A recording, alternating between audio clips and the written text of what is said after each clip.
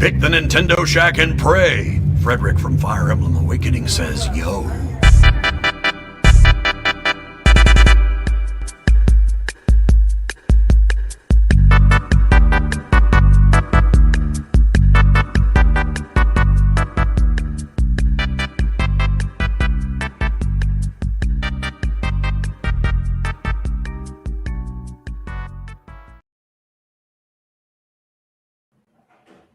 Greetings, Koopalings. Welcome to this week's new episode of the Nintendo Shack podcast, Bloomberg versus Nintendo.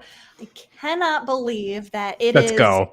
October 2021, and we are still talking about the Switch Pro, despite the Switch OLED coming out next week. Man, we have some exciting headlines to talk about regarding that. We've got some Pokemon news. This is a surprisingly exciting week. I feel like the weeks after a Nintendo Direct tend to be a little bit quiet. Not so much this week, so I'm excited to chat about all of this with you guys. I am not going to forget to thank our live air producers. In fact, Garret, why don't you thank all of our live air producers that help make this show possible? Sure. Thank you, everyone. Edwin Callow, AJ Pentecost, Chris M. Devin Tyus, Horse Girl 69, nice. Joe Wilson, Josh Borboni, Kyle Heyman, Nick Creature, Nick Falhaba, Paul Calico, RJ Kern, Stephen Keller, and Zach Adams. Thank you, Garret. You do a much nicer job of that than I do. I just messed up in the middle of that. What are you talking about? Yeah, gracious. I missed that comment. Garret, I have heard that you had some success this week with your Switch. Oh, I made it out like a freaking bandit. Okay, so you know how I've been saying, no, I'm not going to get the Switch OLED. Oh, no, I'm not going to do that. And let me refresh your memory the reason why. Oh, please tell us. Yes. I will tell you right now. It's because it would cost more for something that I'm already playing that I can play right now on my regular Switch. Okay, I could turn it in and like pay $150. I'm a poor graduate student. Why should I do that? I can get 150 bowls of ramen instead, you know? Oh, good Makes Lord. sense to me. Yeah, I mean, but what did you do? But GameStop had a promotion this week. And it's like, you know what, Garret? We can accept your Switch for $50 extra than what's already on top, plus your Pro membership. And then I'm like, think in my head, oh, I still have my base PS4, which I've kept it over the years because it's kind of like, you know, it's memorabilia. It's like very personal to me. It's very sentimental. I feel the same way about consoles. Like, day one consoles, same. you have memories with them. Yep, same. The thing is, I think about it more and more. I'm like, well, I can play the PS4 games on my PS5, and I'm just putting up in a freaking box, not knowing what to do with it, locking it up. So I took the thing out. Are you ever gonna play it again? No. I had PT in it. I had the full demo. I had the video in there, recorded the ending and everything, but I did that years ago. And I'm like, you know what? We're done. So I called GameStop up the day before and I'm like, okay, how much can I get for a Switch and a PS4? It's like, if you do in-store credit right now for Pro membership, you get $215 for your PS4. Your base PS4 that came out 2014. Hold up, really? Yeah. Because I have one of those that I have not traded in yet. If it's working, fully conditioned, and not marked of any kind, then it'll be around there. My PS4 has been signed by 4 people with a Sharpie. And I try to clean that off the best I can, like alcohol, wipes, like the whole 9 yards. And even at that, I couldn't get all of it off. And I try to sell it. They still offered that much? No, they knock off the price a little bit. Yeah, they're like, oh, we can't sell it anymore. It's like, just buy it a freaking PS4 plate off of Etsy for like $5 or something. Anyways, that's a whole other complaint. At least it was working. At least I reinitialized everything. For the Switch, I got $220. Whoa, that's good. Altogether, including the slash in price on my PS4, I got $390. Traded in, and it's covered. A Switch OLED.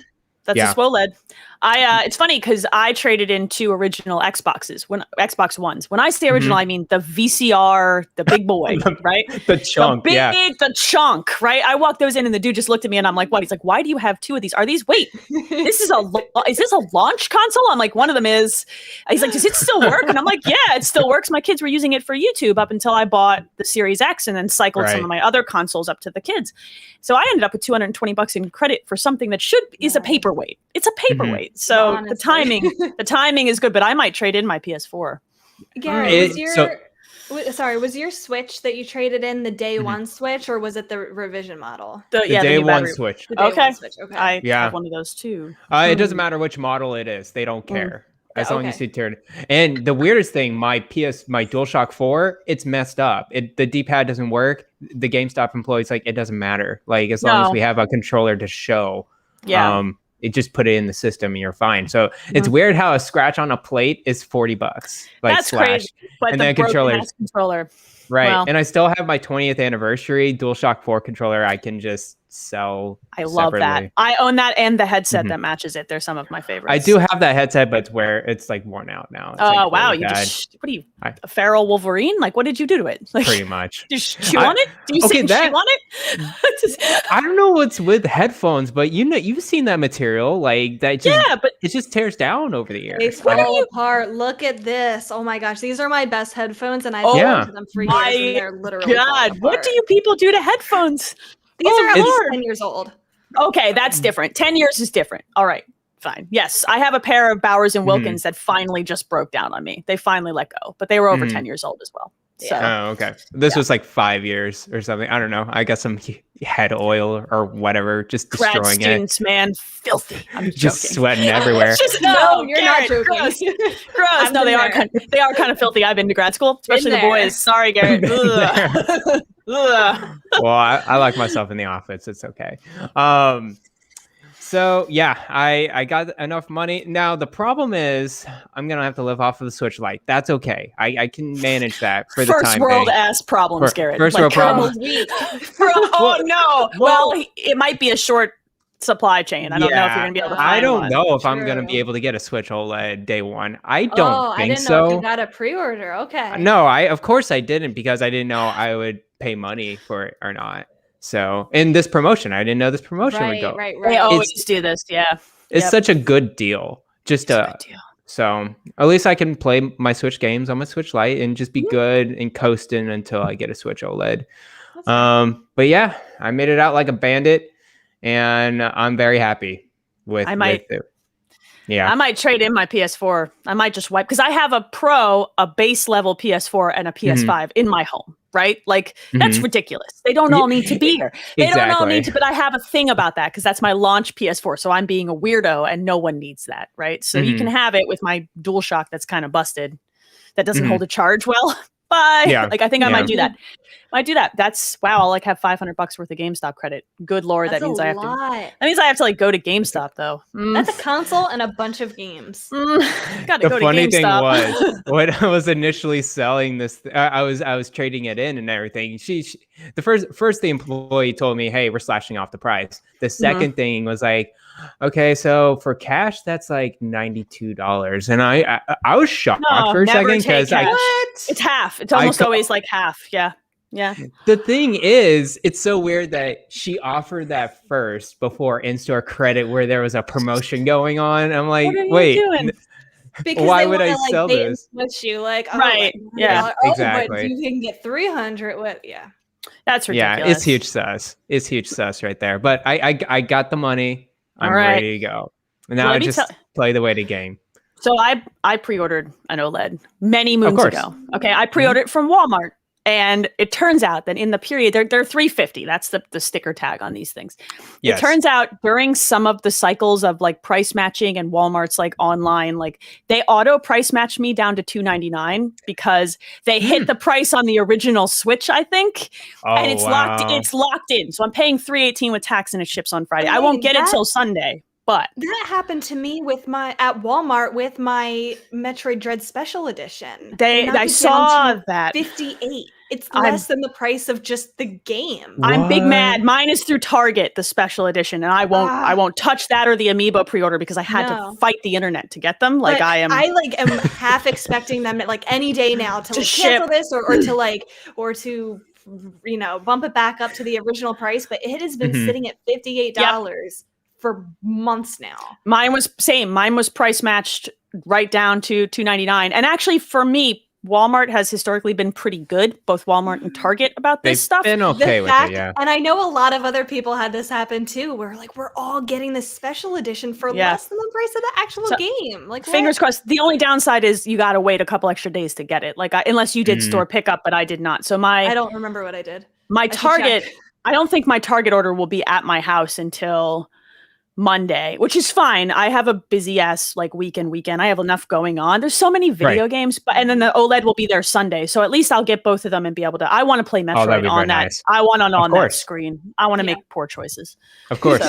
So Rebecca, are you trading in your Switch? Oh man, I never ever have gotten rid of one of my consoles ever. Yeah. I think that if I were to get it makes so much financial sense to do it. Right. What you're doing. Yeah, it does. Oh man. And we did one of our questions this week. I might as well just ask it now. Adam wanted to know, is Rebecca going to get the Switch OLED? I think he knew that you guys are already on board. I am very tempted after seeing what we saw this past week. Yeah. With all of the previews and whatnot. I still think I might wait and gamble for a Zelda special edition next year. Fair. I could see them doing something really fancy. That can happen. Yeah. I can't it could happen. It might not happen. I don't know. I play mostly in handheld, so it would be nice to have that bigger screen. Yeah, it would. Have you seen the smaller bezels, the bigger screen? It's just yelling, do it. Chat, don't do it. I love the internet. Both ways. It's interesting. I have to once I see one in person, I probably will pull the trigger. But that's the problem. That's what I know will happen to me. I remember the Vita's screen and how much I love that OLED on the Vita, and so I know where I'm at. I very historically don't upgrade my consoles mid generation. It's amazing that I bought that Animal Crossing Special Edition. I never ever do that. Just to do that was a huge thing for me.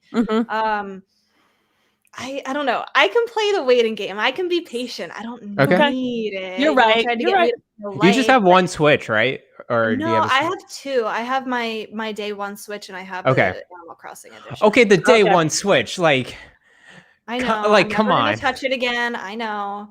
Okay. It's my baby. It's my day one Switch. I'm keeping the Switch. I'm keeping my standard Switch now because both of my kids use a Switch and own one. Yeah. And it's just if one breaks, then I will have a console to just be here. And that's part of why I'm doing that. I'm not trading in my current Switch, which is a revision because my daughter has my day one. I just kind of passed. This is what happens in my house, right? Once I hit to the end of a cycle and everybody's got one, then I start doubling back and getting rid of stuff. Of course. Get the good stuff. Yeah. Oh, well, all right, then we'll keep convincing you, Rebecca. We're gonna show pretty pictures, and you're gonna snap. If next year and they show Breath of the Wild 2 and they bundle it with this beautiful gold console, y'all are gonna wish you didn't buy it so soon. You're gonna be trading in the ones that you bought. You don't think do you know how many DSs I own? Do you know how many 3DSs I own? 4. I had so many. Me too. I have 4. Here's my problem is with just jumping from console to console and selling my editions and stuff. It is a pain to switch your Animal Crossing island. That's true. That's the one thing. You have to call Nintendo and convince them that's absurd to switch your Animal Crossing island. That was the dumbest thing. I don't want to have to do that. At least for me. Yeah, that's ridiculous. I don't do Animal Crossing, and I had all my save data backed up. I had my Pokemon save data and Splatoon 2 data crossed over. So you got to make sure of all that as well. Yeah. If they because I get they made it a lot easier with the cloud saves for most games, but you're right. The games that I care about, like Animal Crossing and Splatoon and Pokemon, that data, I care about those games. Yeah, for me, that's why I don't usually trade in my current hardware first with Nintendo stuff. I put them side by side. I do the full transfer, generally speaking, and then I trade. And I usually take a hit on what I get back for that. But I just never do that because with the DSs it was always easier. And then I just stopped trading them in, and now I have like the Persona one. Got a nice collection. Yes. I have a Metroid one, I have a Zelda one, I have a Persona one, and Beautiful. I have a Animal Crossing one. I have a problem. No, you don't. You don't have It's good. It's great. Problem.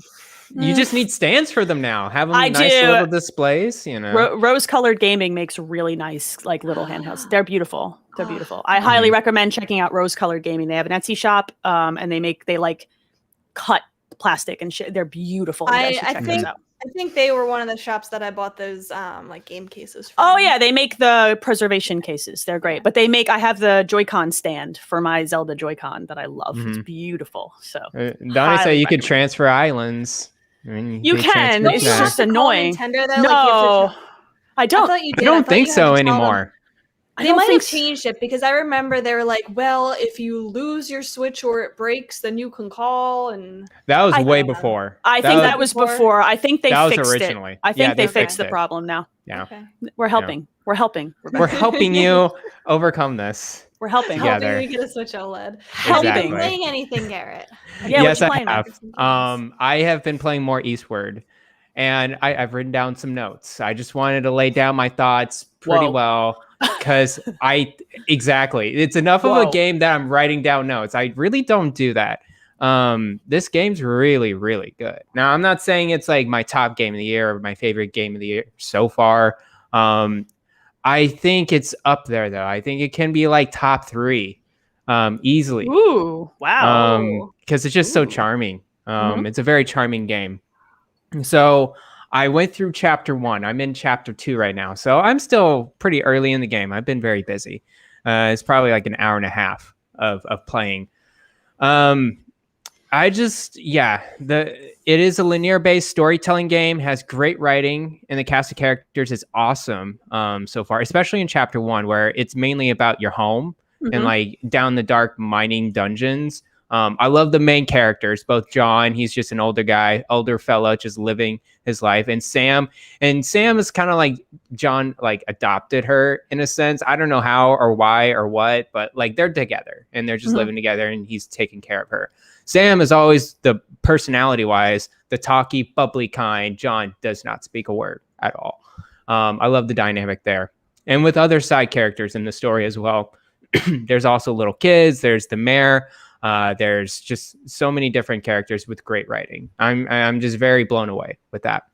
The gameplay is that you switch between John and Sam throughout the game. And they both have certain abilities during levels. John has a pan. He whacks stuff with like monsters. I was just gonna say I'm seeing some Earthbound. I'm seeing it. I'm feeling it. There's a lot of environmental type of stuff. Like you can change switches. You can like drop down bombs and whack them long distance to like clear obstacles, stuff like that. Sam has an energy bubble light thing where it shoots light into certain things and clears obstacles and creates light in darkness, stuff like that. So it creates a very interesting dynamic in the gameplay and the level. It's not too hard, right, for the first chapter, but later on, I'm sure it'll get harder. But yeah, fairly simple puzzle so far, more environmentally based. There are bosses in there, very akin to like Zelda, where it's like there's certain weak points in there, and maybe you have to do an environmental thing, and then they're weak. Now you whack them a whole bunch. Here's the one great thing I love about this game, and a lot of indie games don't really do: the sound effects and the actual just like hitting, like in a game. It's so good. It has a punch to it with this pan, and it's so funny because that's its only weapon. And then you actually go into random stoves everywhere, and you actually collect items or ingredients to cook things too. I like it. Yeah, you have to fill a recipe book, and it's all it's more Asian based dishes, which cool. is a really nice twist to it as well. But yeah, I find it very charming. The art's, really cool art. Let me tell you, very it's cool. So art. pretty. It's a pretty game. Yeah, it's amazing on my Switch handheld wise. I can imagine like on the OLED Switch, it's gonna be even better. And then it has achievements. That's a good, it has a list of achievements, which is a good thing. Nintendo never does have those. And then it has a little mini game. It's called a mini Dragon Quest type of game. And it's actually kind of difficult. It's akin to like old school, like Dragon Warrior in a sense. Like it's like it's an 8-bit and you're actually playing it through. You don't have to play it. It's optional, but yeah, it's very nice. Is this a Switch nice little exclusive? addition. This is Switch and PC. PC. And This is PC. also Okay. on Steam, I believe. I think Okay. so. Yep. Yeah. It's not super. Was it 20 or 25? 25. 25. Okay. That's Yes. not bad, honestly. It's not bad, especially for something like this. And also, just like if it's an indie studio, I'm more inclined to support stuff kind of early Mhm. and give them a full price instead of waiting for a sale. It really depends, but I try to do that. Right. I very much support this game. It's a very great. Like I don't see a really bad thing, or I don't have a major complaint so far with it. Good. Nice. I keep needing to, but there's too many video games. There's too many. When I have understand. a little bit of like lull in game releases coming up. I'm gonna take this up. I know. There's no lull. I know there's no What lull. is that? What is next week is a nightmare? Like what are you talking about? Next week is a Probably nightmare. around like Christmas time when I have time off from work and Yeah, that's my like- favorite time because people don't release anything usually in December. So I feel like December is an opportunity. And then I look at a stack of games and I go, I am scared and overwhelmed.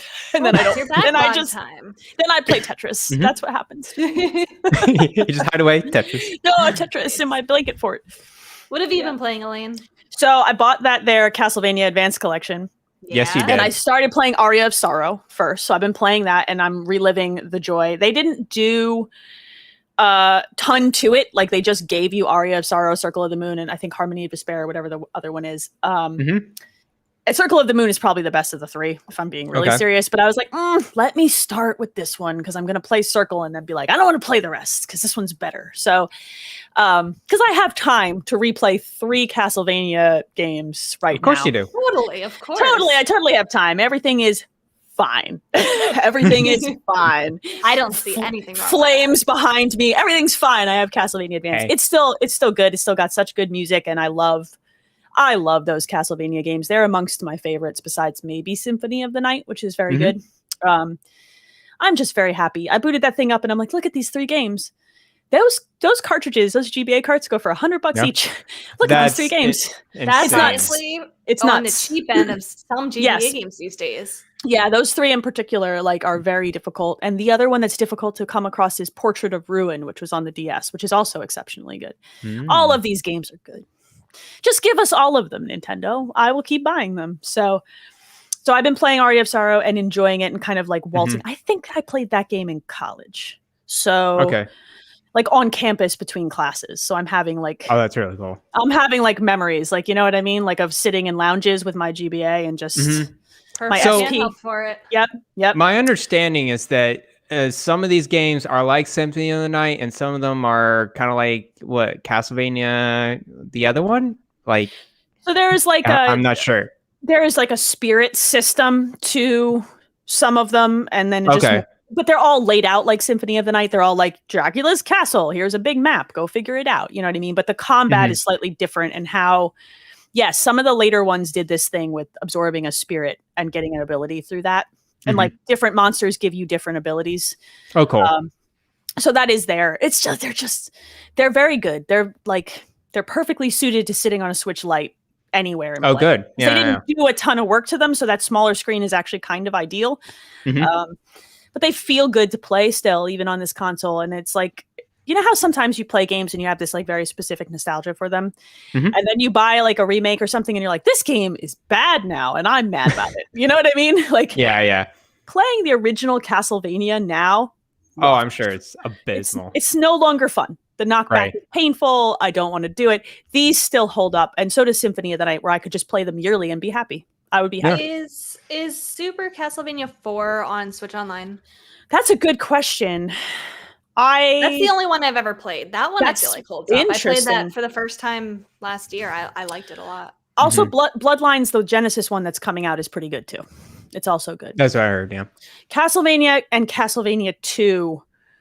Castlevania 2 is another one of those weird ones that was like Zelda 2, which was like weird. It's weird. Yeah, I heard it's really hard. Yeah. It's incredibly Nice. difficult, and it Yeah. wasn't fun then, and it's even less fun now.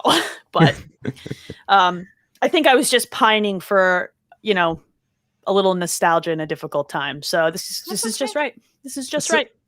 So they're doing a lot of these. Konami is doing a lot of these revivals of their old games, especially Castlevania. And are they just going to keep up doing it? I doubt they're going to do DS ones because, of course, with the maybe they'll adjust it, whatever. But do you think they'll just keep at it? Do you think they'll maybe do a new one? Like, I don't know. They just released a new Castlevania on Apple Arcade. Okay. There is a new, which is weird to me. And I want to get my hands on playing that because I'm curious if it's, good or not. I'm curious about it. And it looked very Symphony of the Night, like Metroidvania-esque. So I need to play that. I don't know. Konami's got such a weird history of actually doing new games right now, where it's like we do new pachinko machines and we release collections of old games. This is how we handle our crap now, So I don't know. I really would like to check out that Apple Arcade Castlevania because I saw it and I was like, I didn't know they did that. Yeah, it could go either way. Yeah, it could be awful or it could be good. It could be a pachinko for all we know. My daughter's been making a really hard push to get an iPad in the house so she can draw with it because she's been really enjoying art. Ooh. And I just am like, but this would give me an Apple Arcade device because I don't own an iPhone. I own an Android device. So, Very nice. My children enable me. It's the worst. It's so bad. It's so dangerous. That's where they're to use the iPad to draw. No, I'm playing Castlevania. I'm playing Castlevania. In fact, I will probably pay the same amount for Apple Arcade that I will pay for her drawing software. It's bad. So bad. So bad. Besides that, I've been dipping into Kenna Bridge of Spirits on PS5. I talked about that on PSVG. I'm still just in love with it. My kids really enjoy watching it and playing it too. My son is enjoying dipping in and out of it with me. I posted a picture on Twitter. I told this story last night too, of the way he holds a controller.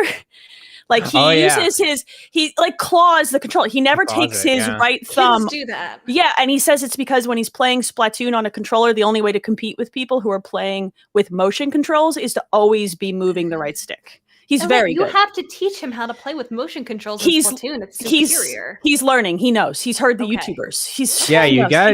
You gotta do the motions. I was a motion control denier in Splatoon 1. Yeah, and 2. Made myself learn it in 2. Total game changer. This child, I made him check, has 1,000 hours in Splatoon 2. That's awesome, and I love that. He's exceptionally good at it, and I love, anytime he grabs a controller, he immediately shifts his middle finger to those triggers and his front finger to the face buttons. And I'm like, you're going to have arthritis by the time you're 20. How is that? Is he jittering around too? He's just he's moving his fingers all around. And so I feel old, and I'm just like, if I did that, my hands would seize up, and I would never be able to use them again. I can't envision this. I'm like, no, I can't. It's amazing. So if you don't follow me on Twitter, I'm ET Dragon. You can go see that picture of how he claws the controller. It's adorable. He's very cute. I love that you introduce your kids to good games, and I'm not saying that that kids aren't playing good games, but usually the kids at my school, whenever I ask what games do you like playing, it's always Roblox or Fortnite, right? Roblox and Fortnite. Yeah, they're kind of moving away from Fortnite. Minecraft's been coming back, Minecraft Dungeons, which is fine. I like Minecraft, but it's usually Roblox. Mine come home and I'm like, oh, did you make friends at school? And Caitlin's like, why does everybody like Roblox? That game sucks. And she just walks away from me. And I was like, whoa. They are spoiled though. They have Blockbuster Video in this basement. They can literally roll down here and be like, I want that one, and yoink a game out. There's so many games here. So they're just they come down and Katie's like, you're playing video games without me? What game is this? What is this about? That's very good. Yeah. I'm glad you're teaching your kids the right games. Roblox is one game I heard from a kid, not from the internet. And I'm like, what is this? It's a bunch of it's games people make. Yeah, apparently. It's Minecraft-esque. It's adjacent. Little Flash game type things. These kids, they're about my kids have no patience for it. They're like, Mom, there are so many better video games out there. And I'm like, child, you're so spoiled because the parents at the bus stop are like, I've never heard of this thing. And I'm like, I'm going to take my Zelda shirt and walk away because you don't need me here. My Witcher tattoos and leave. There you go. I don't fit in here. But yeah, he's, so I enjoyed playing Kenna because my kids both kind of migrated into the basement, and it was just Katie was like, this is like watching a movie. And Nathan's like, can I try it? Can I? And I'm like, yeah, here's the controller. And he's like, wait, you're saying yes? And I'm like, yeah, why not? Just go forth. So it's been fun. it's been a good week for video games here. Good. What about you, Rebecca? What you playing? Oh man, I've been like working so tired. I like have been slowly making some progress through Deltarune Chapter 2. Remember like 2 weeks ago I had these like grand dreams of like logging off of the podcast and just playing the whole thing straight through. Here I am 2 weeks later, still working my way through Chapter 2. Not that I don't like it, not that it's bad. I love this so much. This game has such brilliant, hilarious writing. Anybody who's played Undertale knows, anybody who's played Chapter 1 knows Deltarune. Just like honestly, Toby Fox at his best. Like I'm finding myself laughing at every line, like just the quirkiness of the characters.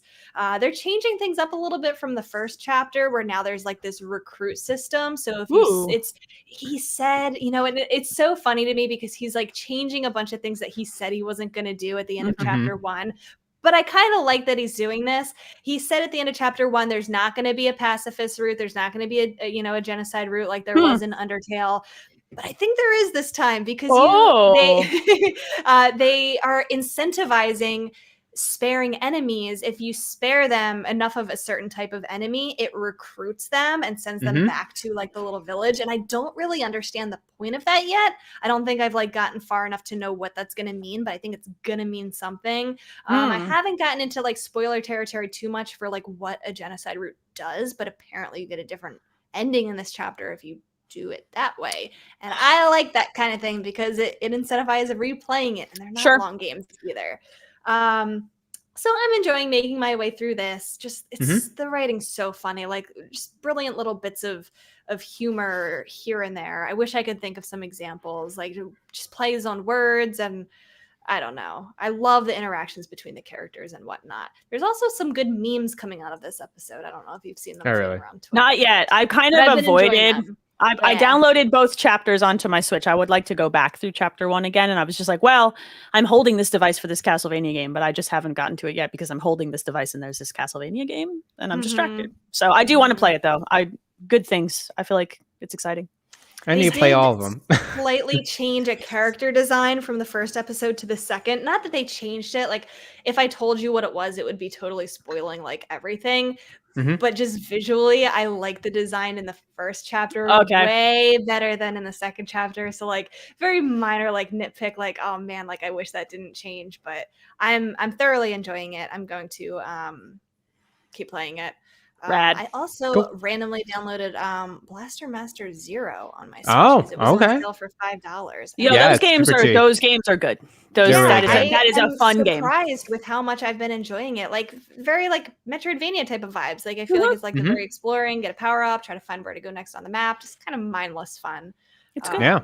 Enjoy just kind of shooting at everything and using my power ups and whatnot. Didn't think I would like it, but here I am. So there is an eShop sale, and I picked up the Solitaire Conspiracy because it looked like it was $5. It was $5. All right, I like card games. I don't know what games. I used $5. I used gold points. It was $1, and then my credit card company is like, "Is this you?"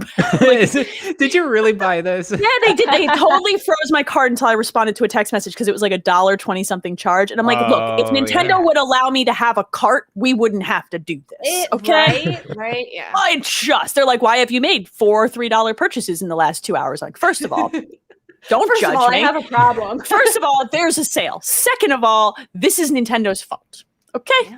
There's a huge sale going on, especially with TGS going on. I'm halfway tempted to like buy a lot of Steam games. Well, PSN is doing it as well. So my friend Leah keeps texting me, yo, did you know there's a sale? I'm like, you have to stop it.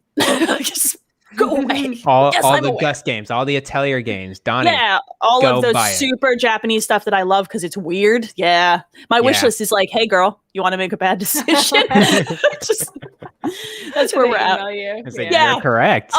Steam has hit me, Sony and Nintendo, and like, hey, items on your wish list are on sale. Would you like to ruin your life with these games you'll never have time to play? These 40 games that you have a lot of other games to play, but these are it's like Vanna White gesturing, and I'm like, I can't pass up what Vanna says. Of course I'm gonna buy these. But it's 55% off. Yeah, but it's $5. What's $5? Your pumpkin spice basic bee latte costs more than that, girl. What are you doing? So yeah, I love it. That's my life. Go. That's cool. Yo, Metroid Dread next week. We're all going to be hopefully we're just going to be occupied about it. I gotta go. I feel like I schedule my life and like count down to things like how long away is Metroid Dread? Like we're at the 9-day mark. Mm-hmm. That's exciting. Next Friday, the 8th. I mean, I won't get my copy probably for a few days after that. Yeah, we won't talk about it next week. We'll talk about it week after. And we're excited. All right, we have some exciting stuff happening this week in Nintendo. We'll start off. They dropped a couple Pokemon trailers for the upcoming games. They dropped both of them at once. First, we have a new Pokemon Legends Arceus trailer. They showed off a good amount of stuff, and I kind of like what I've been seeing with this game. Me too. They showed off some of the Pokemon throughout the Hisui region. While you're riding them, it looks like you'll be able to throw a Pokeball at wild Pokemon while you're riding, which looked pretty cool. It kind of reminded me of that action shot that we saw in that very first Breath of the Wild trailer where he jumps off the horse and like slows down time too. I don't know why I had that comparison, but it's kind of that same, jumping, slowing down time and throwing a Pokeball looked pretty cool. They gave us an overview of some of the wardens who will meet as part of that survey corps that will give us different tasks. They showed us Professor Laventon. It looks like there's a lot of things to do in Jubilife Village, including customizing our character's hairstyle and clothes. Glad to see that's back. Taking photos in a variety of poses, shopping. There's a crafting system. We knew about that, but they kind of showed some more details on it. And then the biggest thing that they showed in this trailer, they want us to quell the frenzied Pokemon nobles. They showed us a brand new Pokemon called Cleaver. Cleaver is a bug rock-type Pokemon that evolves from Scyther. That's awesome. These noble Pokemon. It sounds like there's going to be more than one noble Pokemon. They kind of reminded me of boss type Pokemon. They're very strong. You can go and battle them. But what looked really cool about this is that you didn't just battle it with your Pokemon. It looked like you could actually like just go and like throw. That was something weird. Or something. Yeah, it was slicing you and like you take damage, and we already know that you can take damage from Pokemon and like pass out and go back to your base. Like it looks weird, but I'm kind of into it. What do you guys think? I'm here for this. I saw a lot of that, and then I saw like instant like put a Pokemon in there, and it looks like this Pokemon, this Cleaver or whatever, is super strong. So it looks, like it kind of reminds me of the what were they called, the Dynamax or Megamax or whatever Dynamax, the big dark boys. Pokemon too. The big boys. Yeah. I love when Nintendo does stuff like this and takes a chance with something new mechanically, because they so infrequently do this, especially with Pokemon. Like even the Dynamax, Megamax stuff was like right on the border of new. They're just bigger, okay? They're just large. They're just chunky boys, and that's okay. But like I love the idea that maybe they're like stretching Pokemon further into like affecting the player character as well. I think that's rad. I want to see more. I want to play this. It also feels realistic. Like if you're out there in the wild with wild Pokemon, of course they might attack people. Like that just feels like something that would happen. I think it's kind of cool. It seems like we're gonna have options that we can either just chuck Pokeballs at a Pokemon and try to catch it, or we can actually battle it like a lot of traditional players might want to do. I still am kind of feeling like the world looks a little bit barren. I'm cautiously optimistic with this game. I mean, like this trailer was nice. It was a good addition, but the world is so barren. A lot of people would have argued that about Breath of the Wild at first click. We could. And I probably said that. So, and I think a lot of people from early trailers would probably be like, that looks like a lot of grass. So, like, I mean, maybe we give them the benefit of the doubt and we hope that we're wrong. And we hope that they have Easter eggs throughout this world that play to Pokemon love. I get the feeling this is going to be the kind of thing where once it releases, everybody's like, oh my God, this is so cool. And like, just like showing off all the cool things that you can do, and that it's going to wear off its novelty pretty quickly. I am afraid of that. Which I'm kind of okay with it. Like if I can get like my enjoyment out of it, and like it's a really cool experience for like, a couple of weeks or so, and then I never touch it again, but I feel like I've got my money worth out of it, I'm okay with that. I still feel like it's that dip into, like you said, Elaine, they're experimenting, they're kind of seeing what they can do with this, and I might get enjoyment out of it, and it might not be a game that I'm playing for months and months and months, but That doesn't mean it can't be a cool experience for what it is. And for people who want that more traditional Pokemon experience, like something a known quantity, the Diamond and Pearl remakes are there for you. You know what I mean? Like they're doing they're simultaneously walking us through these two types of Pokemon games as if to say, do you remember how you didn't love Let's Go? Well, you liked the remake we made. So maybe you'll find something in each of these that you enjoy. You know what I mean? So Right. Yeah. I think just still, when I look at this game, I'll still get it. I'll still play it. I'm just like, I don't know what's gonna hook me too much in this game. I wish I had just a little bit more just personality. I don't know what to say. Like I see the structure, I see the frame going on in this trailer. It's like, hey, you can do this, hey, you can do that. It's like, well, okay, this is an open world game. I'm thinking in my head, what is it? It's Skyrim, it's Witcher, it's Breath of the Wild. It's not going to be that. Yeah. It's hard because I'm going to associate with those games. Joe Merrick on Cerebi was pointing out he has some sort of evidence to support the fact that it's not going to be like a big open world, that it's going to be kind of what were the wild areas? Is that what they were called in Sword and Shield? That it's going to be several of those connected to each other. And that's okay. Yeah. You know what I'm actually curious to do with this Is game? it okay? I guess it is okay for me. It depends. Like I don't want to judge a book by its cover this early. Like I want to play it, I guess, because it's different. And I don't I feel bad like writing it off because I've written off other games and I've then come back and gotten an enjoyment. What I'm really curious to do is put this in front of my kids because they don't have the storied history with Pokemon games that I do. And they have no expectation. And I'm curious what they think of it with no prompting. I always love to do that. Like, it's interesting to see, like, I have all this backstory. So it's fun to see the difference. I'm curious how that goes. So, yeah. Sounds good. Yeah. So I don't know. Like you said, Garrett, like, I feel like Pokemon is almost an obligation purchase at this point. Like, I've gone way too far with it. But I don't know. We'll see.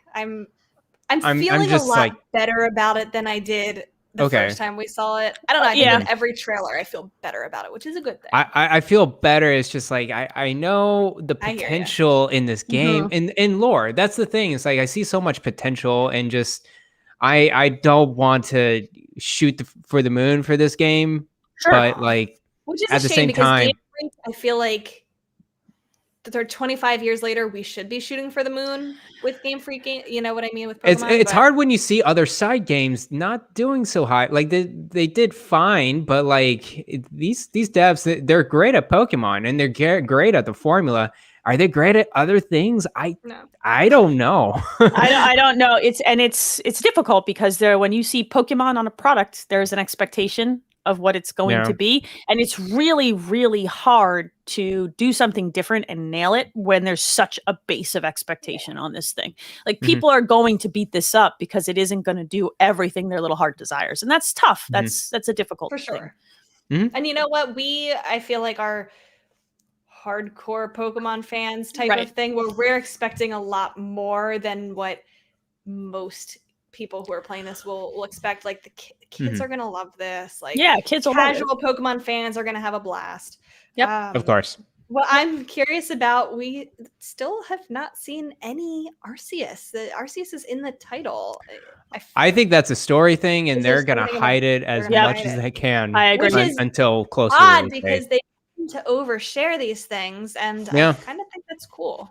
I just hopefully it's a pretty good storyline. You know, a little bit inch above than what we've seen in Pokemon games. Maybe he's one of the biggest of the noble Pokemon, and he's the last one that you fight. I don't want to catch Arceus. That's the thing. It's it's a god Pokemon. Like it's supposed to be free and do its stuff. Maybe you fight it but not catch it. Who knows?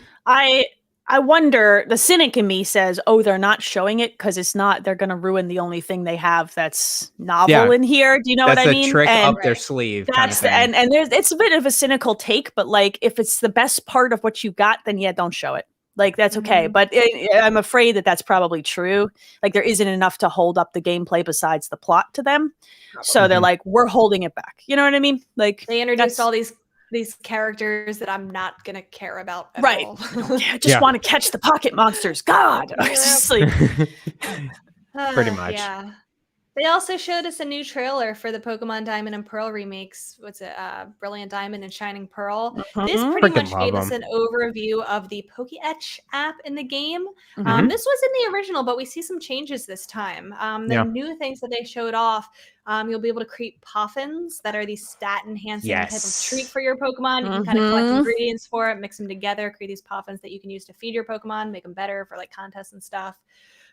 There's an HM app that can be used to call wild Pokemon to use HMs for you. So really? Teach them to your team. I didn't catch that first. When I first was watching it, I thought like, oh, I thought it was in your party.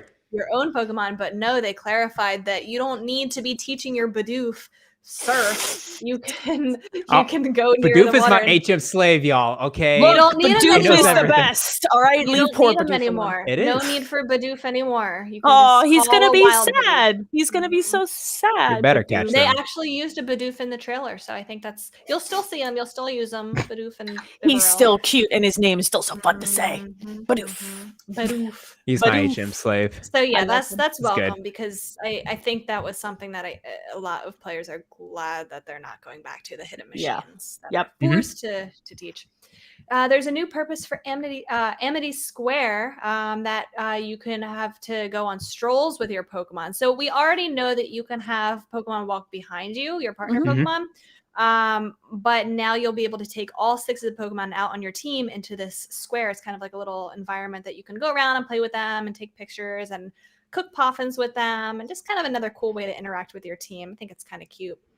That's the life that I want to live. I would like a life where my Pokemon walk behind me and just look at my pocket monsters. They're just riding on me. This is the kind of feature where it's totally unnecessary, but I will spend like a stupid amount of time in it. Just running around and just seeing my little Piplup go.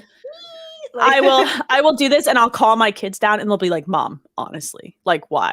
But I'll be like, "Look how cute!" And then they'll be like, no, Mom, why?" And then I'll do it 20 minutes later, and they're gonna be like, "Why are you like this?" I cannot wait to embarrass my children. But it's so cute. It's so cute.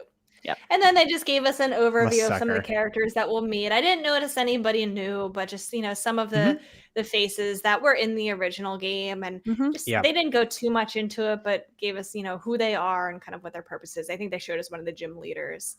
Yes. Elaine, me and Garret and Donnie were big fans of the graphic style with the little chibi guys, and that seemed to be an unpopular opinion. A lot of people didn't feel the same way we did. I like it. I think it's cute. I think it's adorable. I realize that some people want a dissenting opinion, but it's freaking cute. You're allowed to stay. If I want the original art style, I'll put the original games in my DS. That's okay. Sometimes when we liked it because it's an original. It seems true to the original style. Like it kind of has that top-down look. Yeah, we liked it. So I'm glad you do too. It's just a cuteness and a fresh coat of paint for me that feels good. Like if I'm going to get a remake of a game that's like kind of iconic for me, and also it was Heart Gold. That was the one I probably latched onto the hardest. I didn't play these as much, but give me something new to look at. I think it's adorable. It looks super cute. It's so cute. Don't hate on the chibis. It has a lot of great mini games, and I see the style they're going at. Like it's just more of the cutesy side and for kids and for fun, and I like it. I really enjoy that vibe. There's been enough darkness in the world in 2020 and 2021. Give me some chibi cute shit right now. Like I'm done with this. It's like give it to me. Pokemon doesn't need to take itself like too seriously. Agreed. Especially with the remakes, especially since we're getting something that's a little bit more serious with Arceus later. I'm just interested in what the story is going to be. Is it going to be the same, or are we going to have Giratina kind of platinum version in it? Because actually that story is a little on the darker side. It is darker. Curious. So, guess we'll see. Soon. Is this November? What is the date for this? This is like late November. It's like a week apart or a day apart from Shin Megami Tensei 5. That's fine. Everything will be fine. Like, Elaine, why do you look so stressed? Is work hard? I'm like, have you seen I put all the video games that I want that are coming out between now and December 31st on a calendar, on a Google calendar. And I'm like, no, I hate it. Stop. No. It's November 19th, which I think is the week before Thanksgiving. Oh, that's cool. I can ignore my family on Thanksgiving. This will go well. Gotta go, Pokemon. Pretty much. I gotta finish a thesis during that time. I don't know. Oh, you're screwed. I'm so screwed. Just have during that month, guys, I'm gonna be just like with the guys, like, hey guys, So you guys playing video games? Behind him, there are just stacks of empty cold brew cans. Like he just looks, he's shaking, like he's sweating. He's just sweating everywhere. He's holding his Switch Lite. I'm running a program right now, guys. Sorry. Okay, it's fine. I'm fine. I'm running a program with my body energy. I have not stopped moving in 4 weeks. Yeah, you're gonna be a mess. Oh man, this is gonna be stressful. But yeah, good week for Pokemon fans. Oh yeah, for sure. I like seeing little drips of info like that.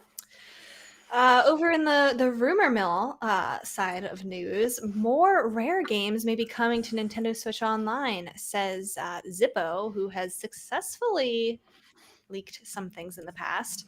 To quote him, he says, Banjo-Kazooie, Killer Instinct Gold, and Diddy Kong Racing will be the first 3 rare titles on the service. But that's not all, ...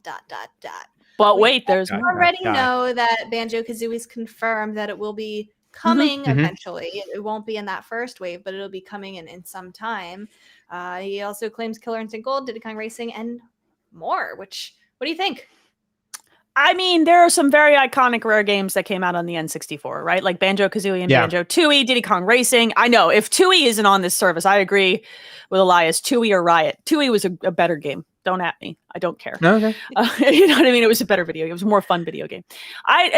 Killer Instinct Gold is an interesting choice because I did not love that version of Killer Instinct. But look, like, yeah, this makes sense. Like, when you look at the N64, to me, like the base first party Nintendo games were a big deal. And the next thing right under that is the collection of rare games that hit the service at that time. Like, I want GoldenEye. I know that's a licensing nightmare. That's going to be the hardest one to get. GoldenEye, and I want it with online multiplayer. So you can't scream at your friend for looking at your screen, which we used to like scream at each other for when I was a small child. I don't think this is a wild prediction to make after knowing that we have Banjo-Kazooie already confirmed. I think if they're going to do that, they're at least going to do Diddy Kong Racing, right? Like, it makes sense. Yes. I would think their own IP, already are getting Banjo. Yeah.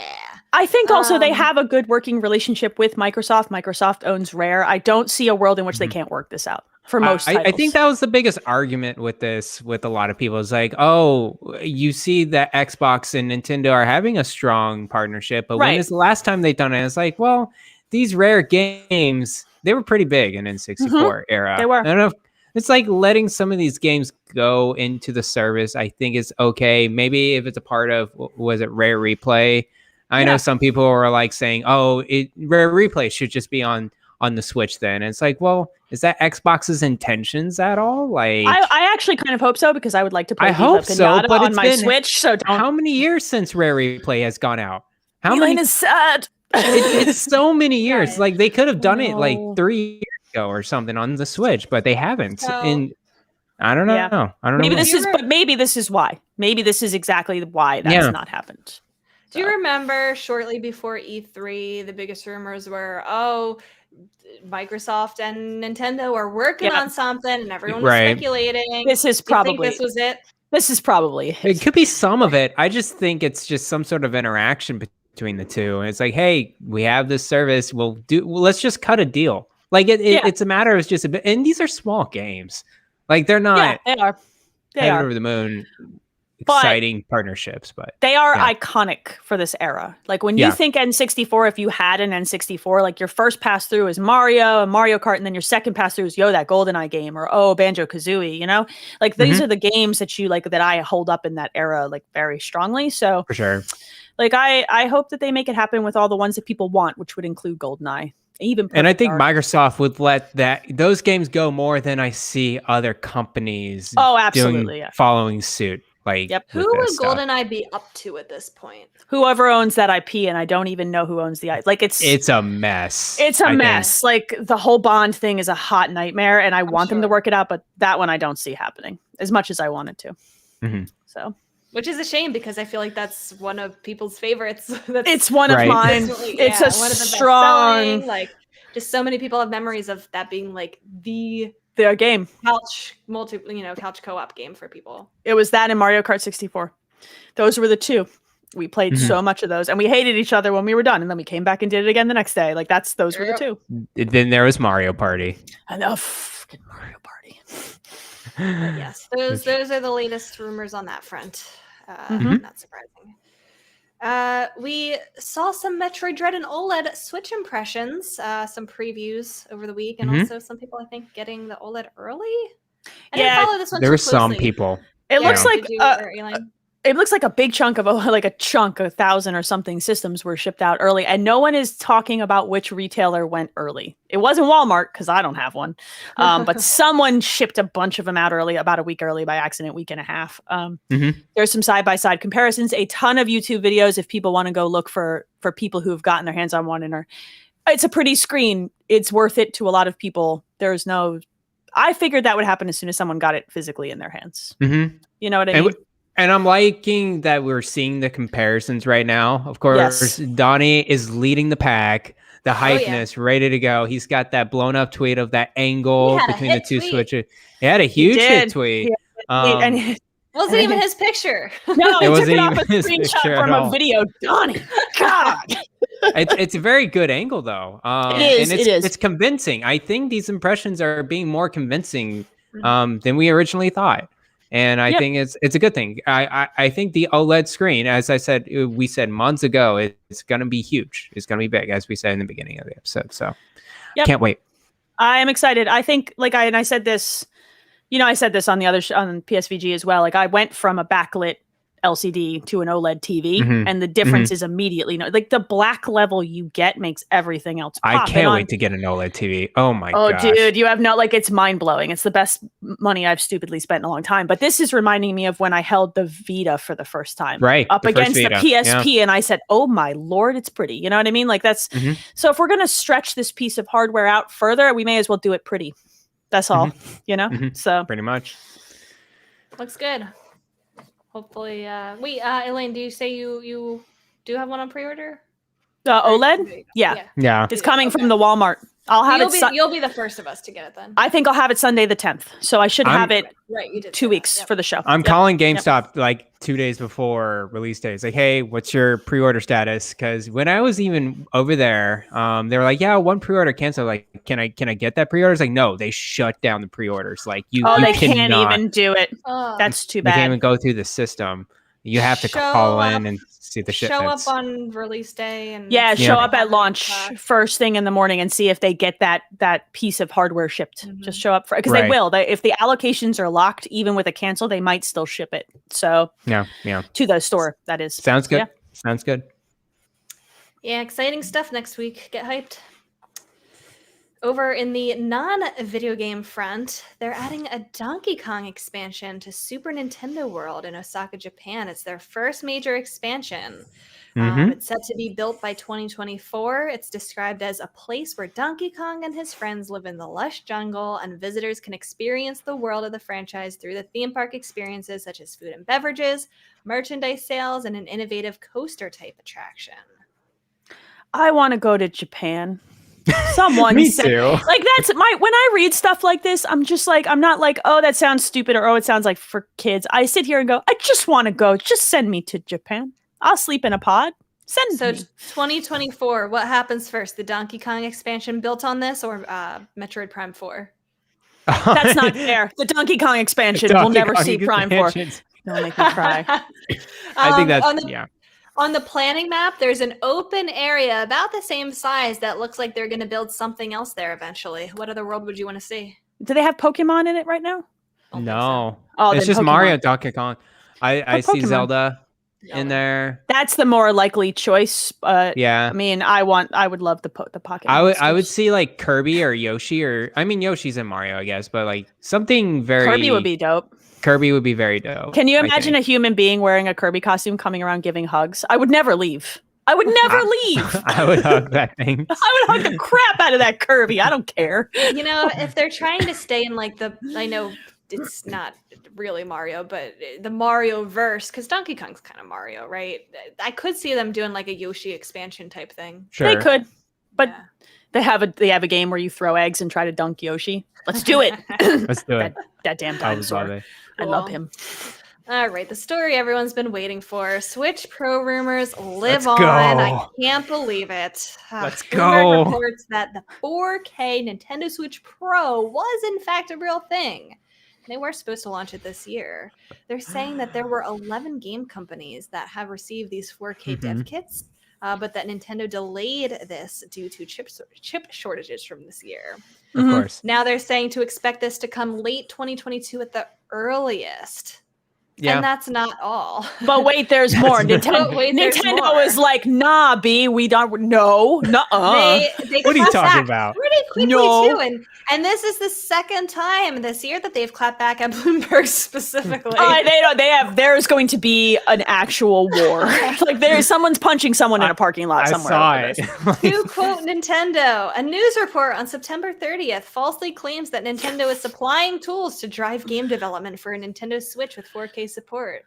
To ensure correct understanding among our investors and customers, we want to clarify that this report is not true. We also want to restate that, as we announced in July, we have no plans for any new model other than Nintendo Switch OLED model, which, by the way, everyone, releases next week on October 8th, 2021. Of course they're going to say, nah. I hate this story because I'm so tired of this. They have a new console releasing next year. They can't do. They have to say this. I've said this on other shows, like of course they're working on new hardware. Everyone is always working on new hardware. And this system has had the blood wrung out of it. It's got almost no juice left to squeeze out. Right. So yes, of course. And also they did this with the 3DS. Of course we're not working on a new model. They did it with a lot of things. Yeah. We're not working on a new model. We have a Wii U. Here's a new 3DS model 6 months later. Of course, that's the way this game works. Right. So they can say nuh-uh, which they're essentially doing and flipping over tables. You know, and Bloomberg will be like, yeah, and then we watch them fight in the parking lot. And in 6 months, Nintendo will be like, yeah, but, this new Switch, though. That's what's going to happen, or maybe a year. People brought up the examples of when the DS Lite or the DSi or something was they denied it, and then the next day, of course, announced it. Right. I think they did the same thing with the Wii U, less than a month later. They did the same thing with the Switch Lite.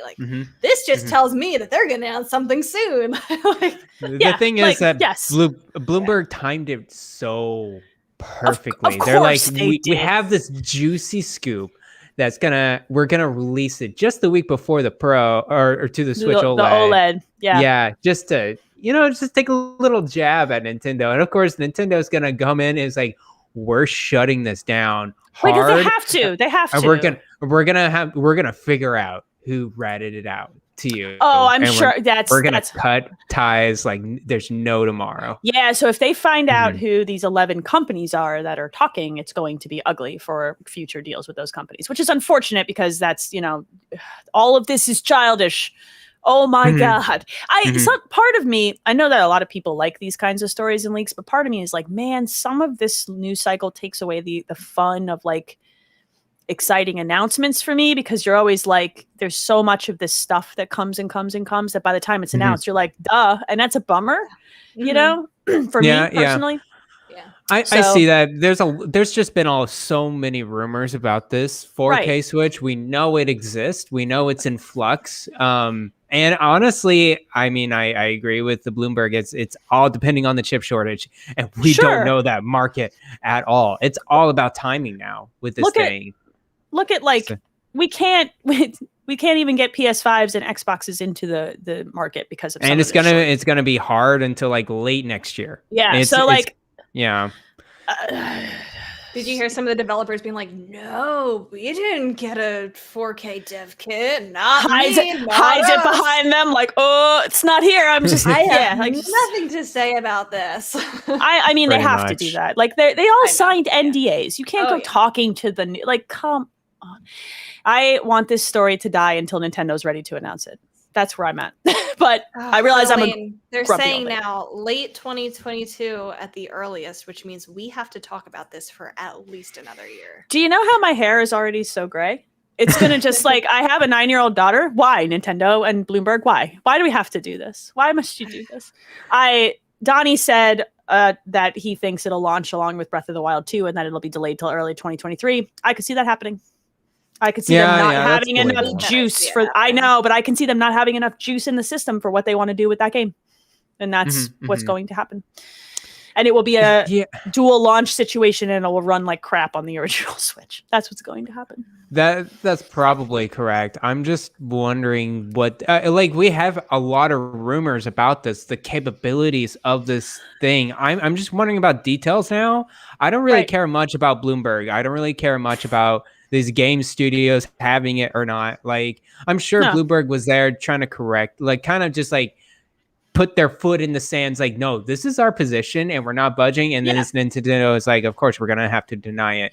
I'm just more curious about details. I don't think. I'm going to bet you that isn't fully locked in yet with the chip flux stuff happening. Exactly. I'm going to bet they're still trying to figure out what makes the most sense with the volatility of silicone essentially right now. So, like when there are details and Nintendo is ready to talk about it, I am excited to talk about a new piece of hardware. But this, it'll be there. Yeah. This, like, for back lack of a better term, like back and forth baby stuff, like waving parts around at each other is ridiculous. Like, come on, let's not. Come on.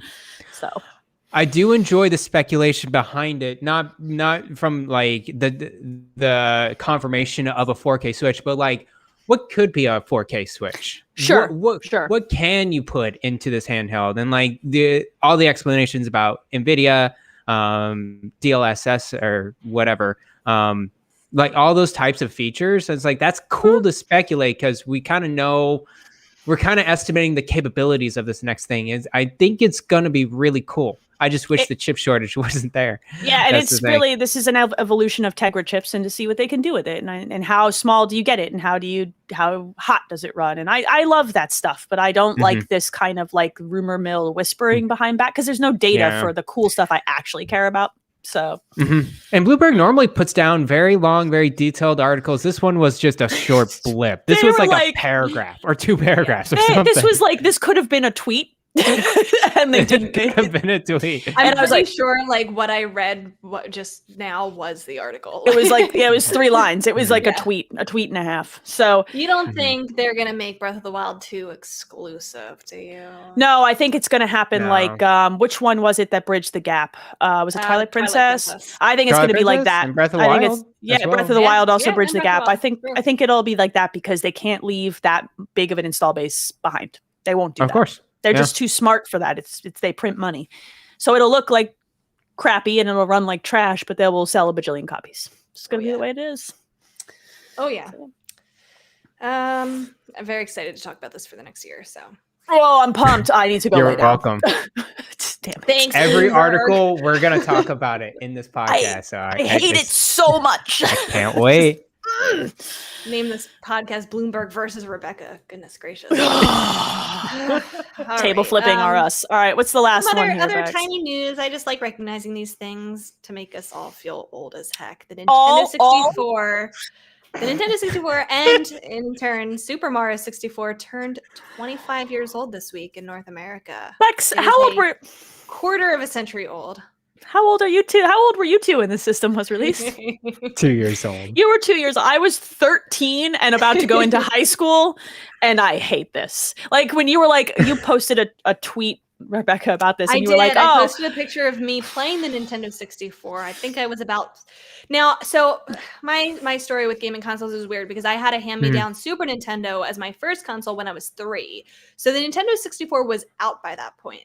I didn't get a Nintendo 64 until a few years later when I was maybe like 5 or 6. I think I was probably about 6 years old in that photo. You posted that photo and you're like, I have such fond memories of playing the Nintendo 64 as a kid. And I was like, I was a teenager. Grew up with, even though it wasn't my first one.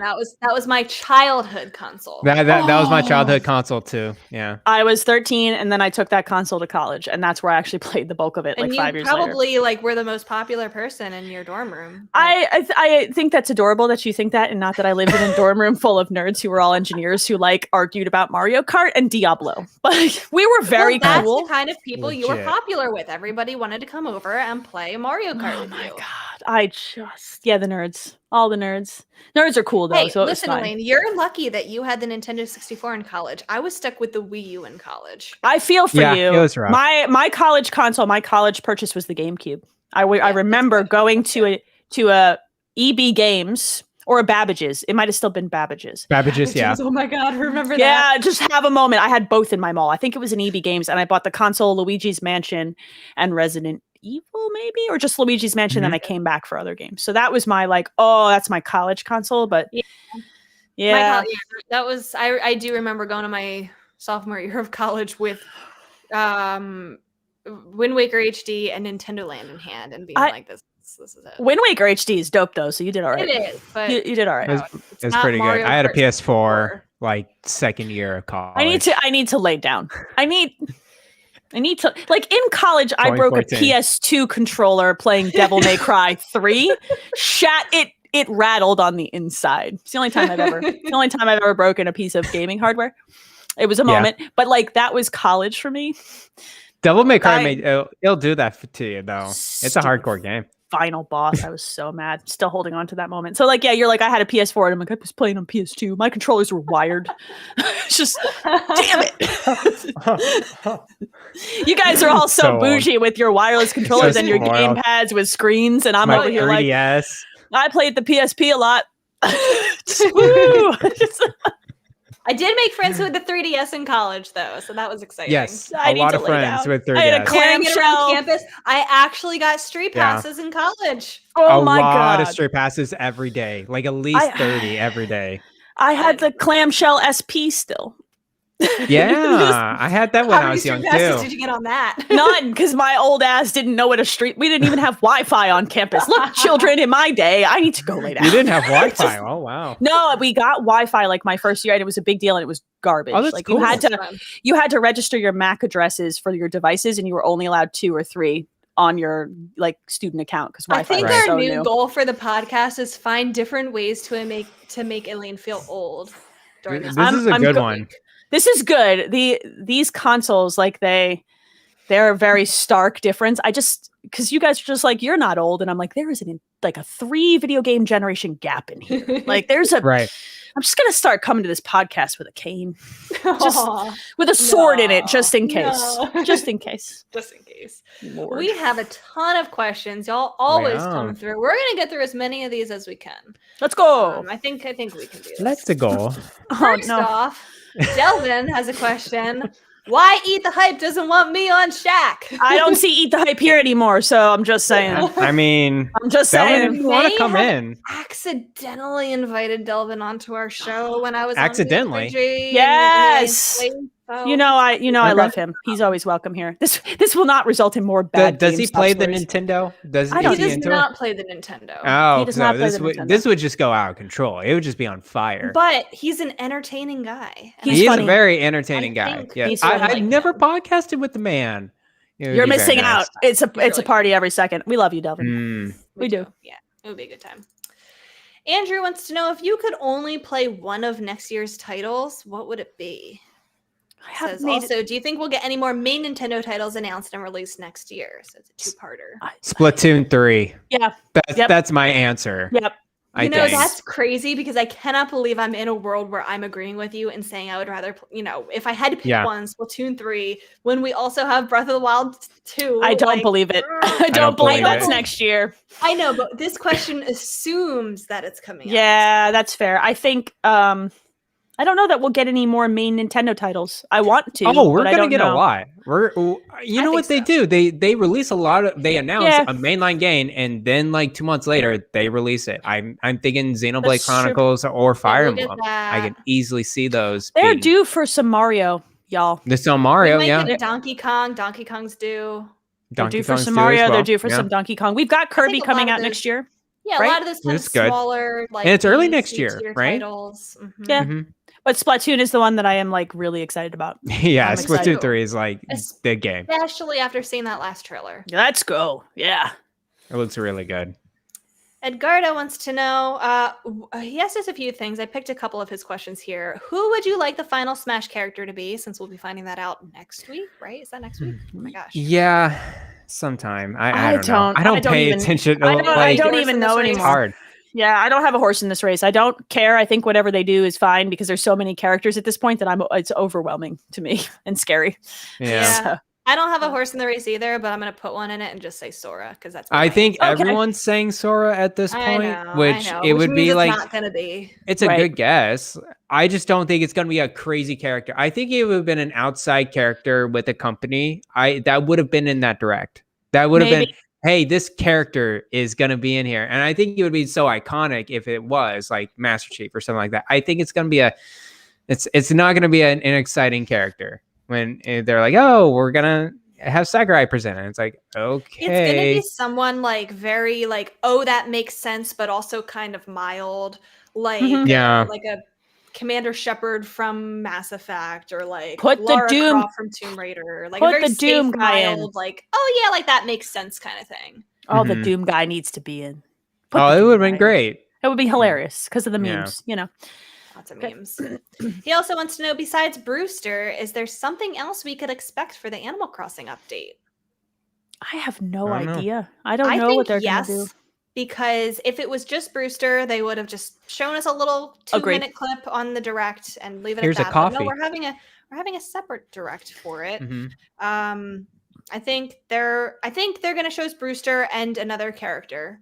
It might be someone like Cap'n, you know, who maybe brings us to another island, or you know, some kind of little excursion type deal. I think there will be enough to make like a 12 to 15 minute direct. Yeah, I could see 15 to 20. I mean, especially if they announce new like land updates, like an expansion of some sort of land options, or like bridges to small islands that you can build off, or something cool like that. I would like to see that.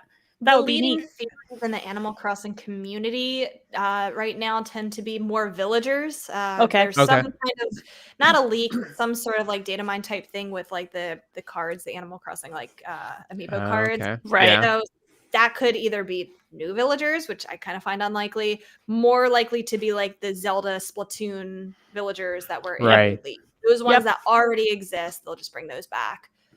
Agree. So I can see something like that happening. And then like maybe I just want like other quality of life type things. Like give us crafting in bulk, speed things up a little bit, give us like just a like a kind of like a fresh overhaul. Well, people have been in it for so long, like an unbreakable tier of like items would be good because people have been playing it for so long at this point. Like give them a break. You know what I mean? Like make it easier. Yep. We have a couple questions from Sun Moon Rise 17, who said that they're a new listener to the show and is, you know, enjoying the show. Thank you. Awesome. They say lots of people want Super Mario Odyssey 2. Do you guys think Odyssey 2 is real and will happen, or will Nintendo just make a whole new 3D Mario game at this point? If so, what's your ideal new 3D Super Mario game?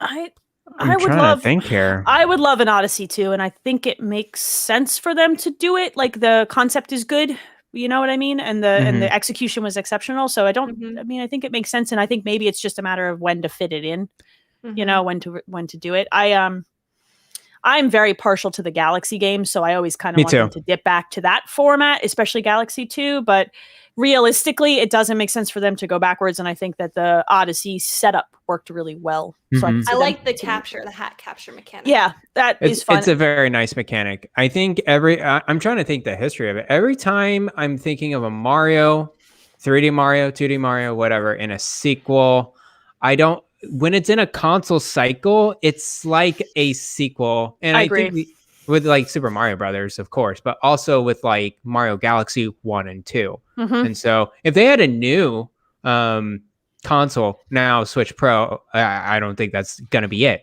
It's within the Switch family. So I'm thinking Super Mario Odyssey 2 is highly likely. Yeah. That'll be the case. I think it just makes sense. So I hope they do it.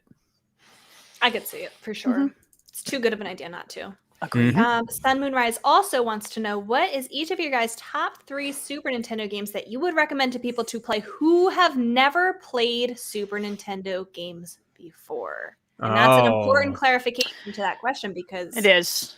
If you've never played some before, what have you played? Super Mario World needs to be included here. Yeah, it is probably my favorite of the Mario games of that whole era, like non-3D Mario. Super Mario World, I think, needs to be in there, and I think Legend of Zelda: Link to the Past probably needs to be in there. So those are the 2 games I'm in agreement with. Link to the Past for sure. Gotta play the best Zelda game of all time. It's my favorite. I'm gonna say, don't hate me. Y'all know how I feel about Mario. I'm gonna say instead of Super Mario World, I'm gonna say Yoshi's Island. I think that's a little bit friendlier to Super Nintendo newcomers. That game had quite a bit of content too. Like I played that game. You collect all the flowers and the red coins. Like I played the hell out of that game. I would say you're okay with either of those. And then for me, it's a toss up between like I think Super Metroid is very up there, and I also love Earthbound. But Earthbound is a niche thing. If you don't like RPGs, Earthbound is hard and weird. So I would say Super Metroid would be the other game for me. I can also see Chrono Trigger in there. Honestly. Yeah. Go ahead. I was going to say that's a more friendly RPG for most people. Yes. Do you know what I mean? Yeah, definitely. So I think if you've never played Super Nintendo games before, but you're a gamer already, take your pick between Super Mario World and Yoshi's Island. Agree. What was the other one we said? Link to the Past has to be in there. Yeah, Link to the Past. 100%. And then depending on what other types of games you like, take your pick between Super Metroid, Chrono Trigger, those types of agree. Big Earthbound. Those are kind of those iconic Donkey Kong games. Country. Dude, Donkey Kong. Hey, it's my favorite. The thing is, it's like I don't think that's good to newcomers. That game's actually hard. It is hard. It's hard. I played in a Blockbuster competition for that game when I was a kid. I don't think it's any harder than Super Mario World. No, it's probably not. I played in a Blockbuster competition for that game. Like you went to Blockbuster. This is how I know I'm so much older than you two. That's amazing. I went to a Blockbuster and they had a special version of the cart where it was a timed run of the first level and you would collect as many bananas. I think I came in second for my local Blockbuster. So yeah, legit.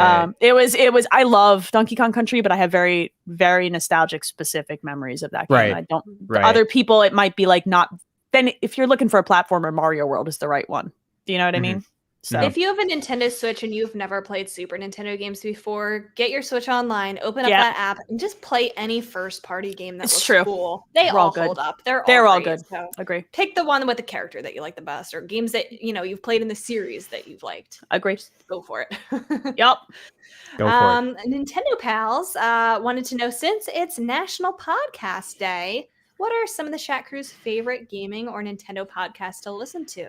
I've listened to the Nintendo Pals podcast before. It's Andros and Micah host it. It's a good podcast.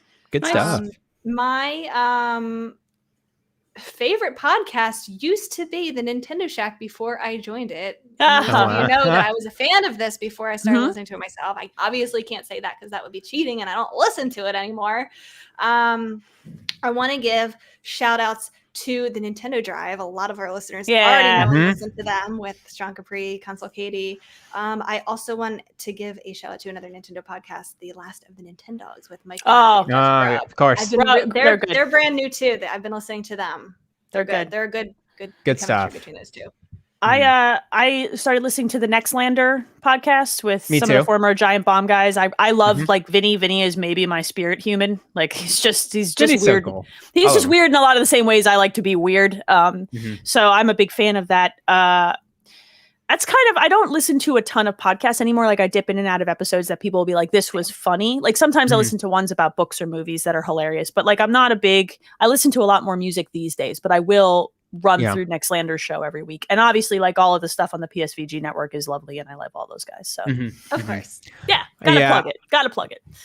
I listen to, of course, all the PSVG stuff, play some video games. And then I only listen to the podcast. Well, not only, but constantly listen to the podcast I pay for on Patreon. So that's Last Stand Media. I go through all of them except for Knockback, just because Knockback is very...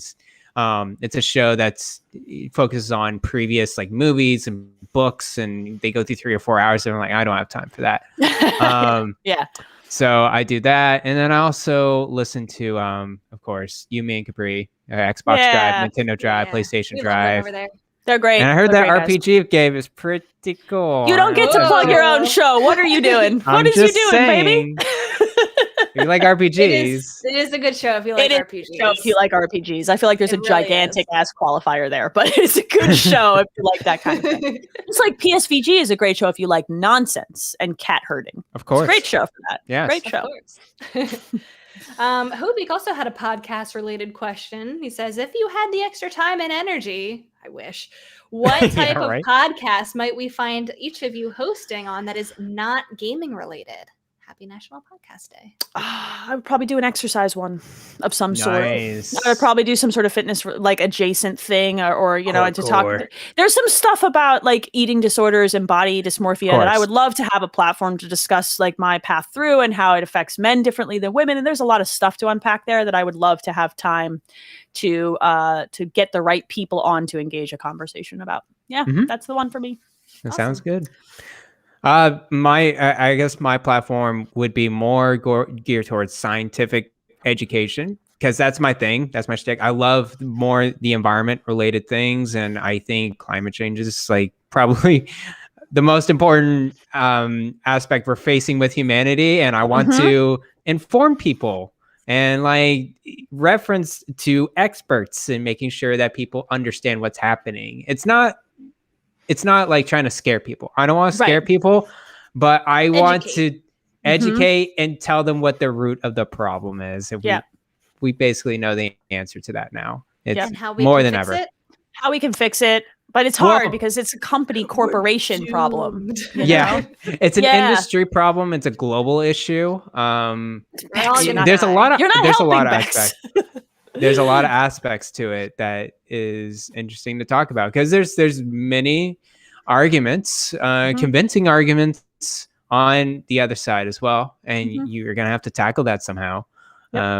So I would just love to do that type of platform though. Yeah, that's good stuff. What about you, Rebecca? You have way better answers than I do. I feel like those are like genuinely interesting concepts that I would want to listen to. My first thought was a Taylor Swift podcast because hear me out. I'm listening. I don't know if anything like this exists, but for anyone who doesn't know, Taylor Swift fans are wild. You think that that Nintendo fans who will like analyze, Sakurai's chairs and think like, oh, that must mean Waluigi, like type of things. Like Taylor Swift fans will pick out like the littlest things because she actually does include little Easter eggs and stuff that hint towards like things that she's going to do. And then it's like song titles and stuff like that. And I just want to say if I ever go missing or something, put Taylor Swift fans on the case because they will find all the details to do that detective work and find it. Really? So my podcast would be like kind of analyzing all of these details and like little hints that she drops and like her videos and like her tweets and stuff that like could mean things. A very conspiracy theory for Taylor. No, what you need to do is you need to make friends with these fans and then use the podcast to solve missing persons crimes.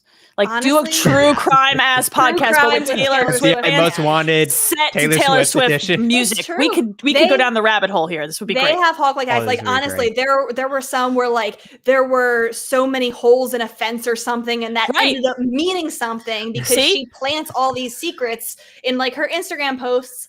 I'm telling you, it's get them on the case. Go down some rabbit holes. So that's what my podcast. I love it. I actually love it because it's completely different than ours, and that's fantastic. I love that all three of our concepts would be super different, and we still can come together on this show. Very good. Big fan. Amazing. It's great. Big fan. Oh man, Ryan had to bring up the Mario movie. He wants to know our thoughts on Keegan Michael Key and the Toad voice specifically. It's weird. Let's do it.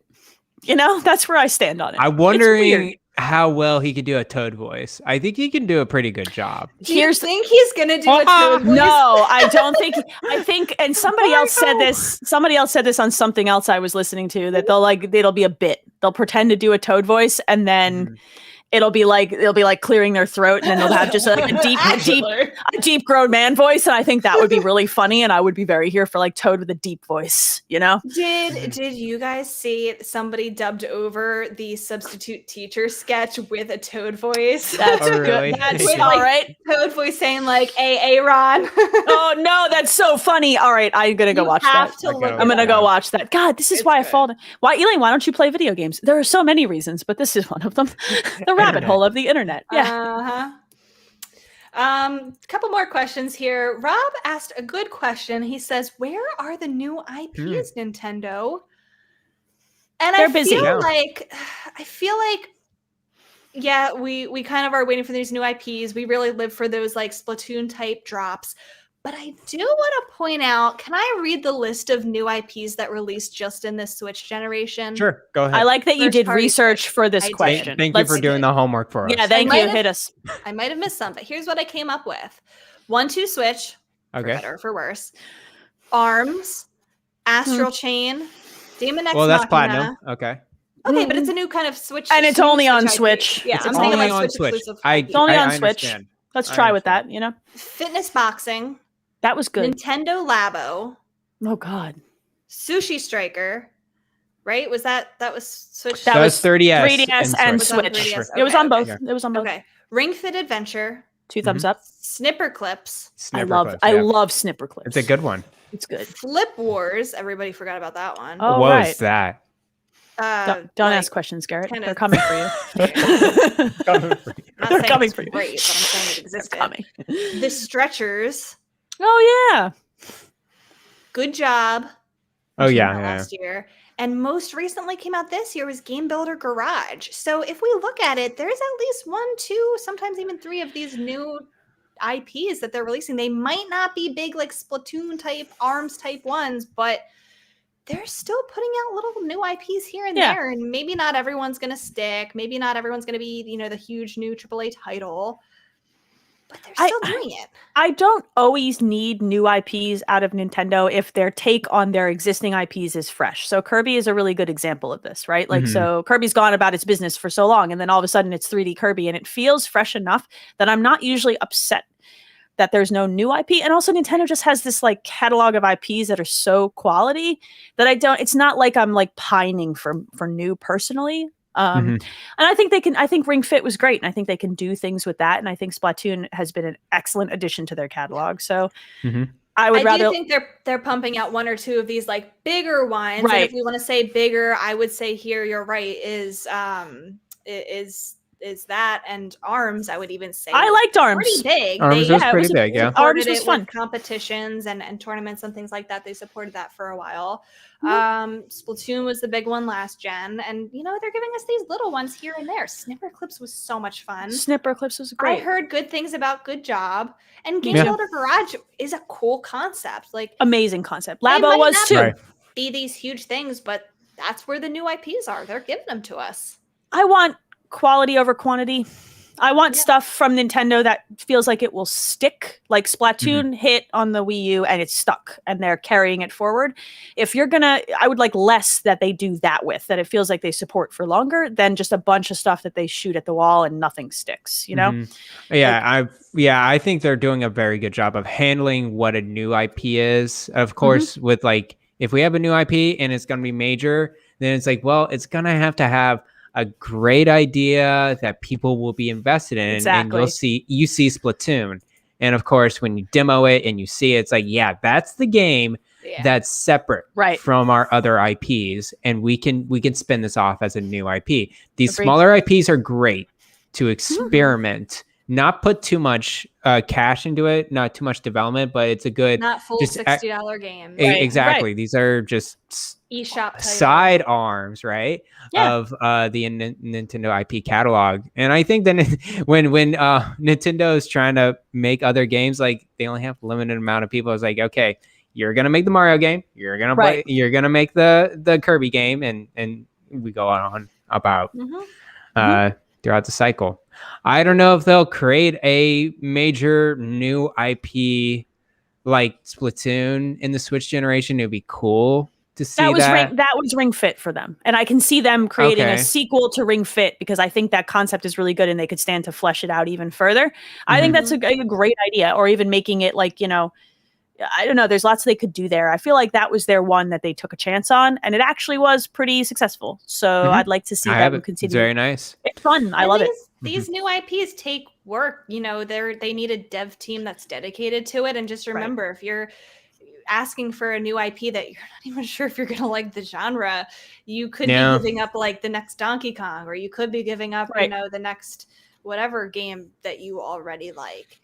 These are tried and true. They know that they're going to sell, that they're going to do well. So it is a risk to put, you're right, this lot of effort into something brand like that. Mm-hmm. So. Yep, and they happens. They have a great catalog of IPs already, so it's not like they're hurting for it. And I like that when they take chances, they're very calculated. Splatoon was a risk, a big one, and it paid off. It's a huge deal to have like a more kid-friendly third-person shooter like this that feels more approachable and is teaching a lot of people how to play those games. Like it's just, it's very smart. I'd like them to continue to be smart and not just blast out garbage.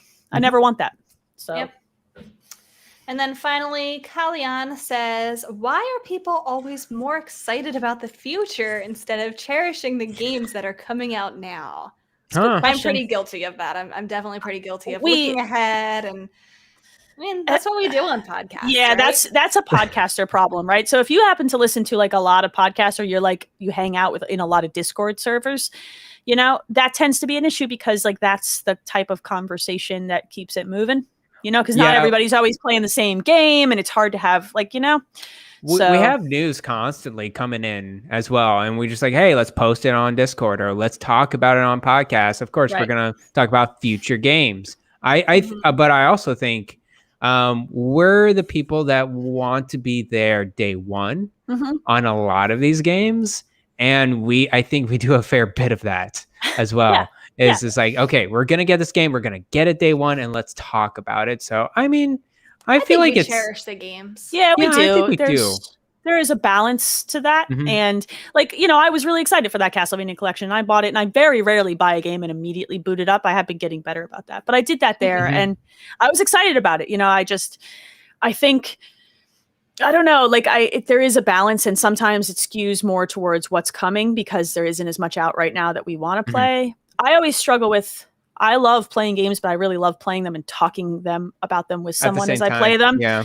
And it's very hard for me because a lot of my friends were just out of sync on what we're playing, So yeah, it's hard to time it out because a lot of people, everyone has their own pace and everyone has their own set of library of games to go through.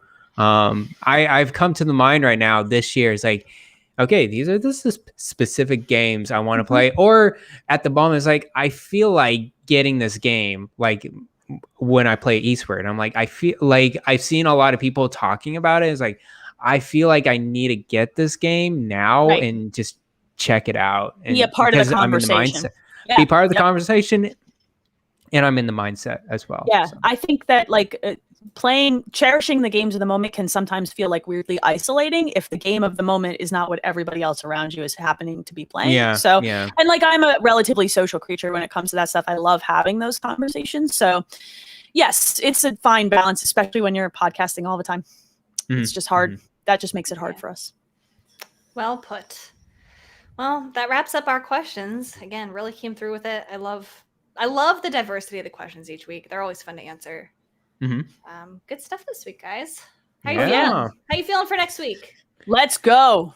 I don't want to cry under my covers. This is going to be a week. There are 3 games plus hardware. We're finally here. Wait, Far Cry 6? Far Cry, Metroid, and the Alan Wake remaster is out next week, which is something I never played and I'm very excited about. And then a new piece of hardware. And then new amiibo.